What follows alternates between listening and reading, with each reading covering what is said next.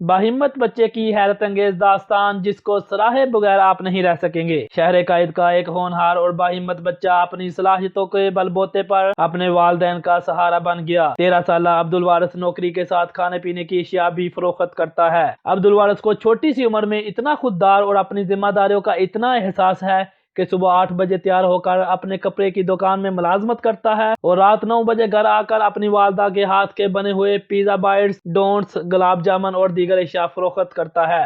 عبدالوارث نے یہ بتایا کہ وہ 5 بہن بھائی ہیں اور 2 بہنیں بڑی اور 2 بھائی چھوٹے ہیں۔ عبدالوارث کی والدہ گھروں میں بھی کام کرتی ہیں اور شام کو اپنے بیٹے کو یہ چیزیں بنا کر دیتی ہیں جنہیں وہ پاپوش کے علاقے میں رات گئے تک کراچی میں فروخت کرتا ہے۔ عبدالوارث نے یہ بھی بتایا کہ وہ یومیہ 5000 روپے تک کی سیل کرتا ہے اور سارا خرچہ نکال کر اچھی آمدنی ہو جاتی ہے۔ اس نے مزید بتایا کہ میری خواہش ہے کہ میں اپنا کاروبار کروں اور سپر ڈونٹس کے نام سے اپنی دکان بناؤں۔ اب تک کے لیے اتنا ہی۔ مزید اپڈیٹس کے لیے دیکھتے رہیے گا سب نیوز۔ اپنے میزبان شہزاد احمد کو اجازت دیجیے گا۔